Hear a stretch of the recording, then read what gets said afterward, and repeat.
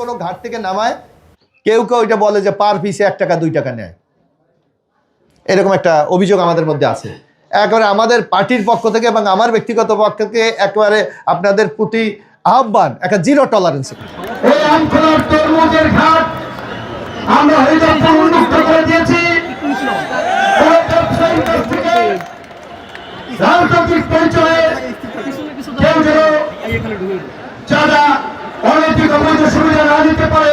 তরমুজ চাষিদের কাছ থেকে চাঁদার বিরুদ্ধে সোচ্চার সংসদ সদস্য এবিএম মোশাররফ হোসেন ও বৈদেশিক কর্মসংস্থান ও প্রবাসী কল্যাণ প্রতিমন্ত্রী নুরুল হক নূর।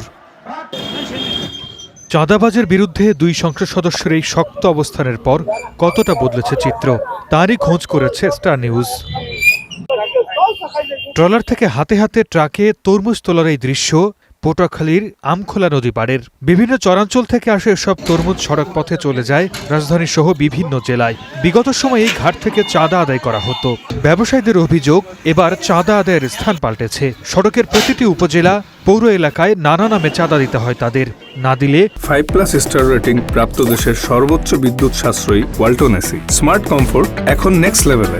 গাড়ি ভাঙচুর ও মারধরের শিকার হতে হয়। পরিষেবা হলো আপনার থাকবে হলো বাজারের মধ্যে। আমরা মেইন রোড হাই রোডে গেলেও আমাকে এইভাবে, এই যে দেখেন স্লিপ আছে আমার কাছে, প্রমাণ আছে, সব জায়গায় দেওয়া লাগে এইভাবে। না দিলে আমাকে হয়রানি করে। জায়গায় জায়গায় পুলিশের চাঁদা দিতে হয়, 200 টাকার বিল। যদি না দেয় তাহলে মামলা দেয়, কাগজপাতি কমপ্লিট থাকলেও আমাদের মামলা দেয়। রোডে ঘাটে পুলিশের চাঁদা দেওয়া লাগবে, পুলিশের পুরো দেওয়া লাগবো, চাঁদা দেওয়া লাগবো। তারপর আপনার পৌরসভার টোলমূল দেওয়া লাগবে। এগুলো দিয়ে আমাদের পরে তেল মেল ভরে হিসাব করে দিয়ে মহাজনের কাছে হিসাব দিয়ে আমরা বেতন ঠিক মতন পাইতেছি না। চাঁদা আদায় করে এমন একজনের সঙ্গে কথা হয় স্টার নিউজের। তার দাবি, দীর্ঘদিন ধরেই চলে আসছে এই চাঁদাবাজি। এই ভান্ডারিয়া পৌরসভা 200 টাকা করে নেয়, বহুত সময় প্রত্যেকটা পৌরসভায়।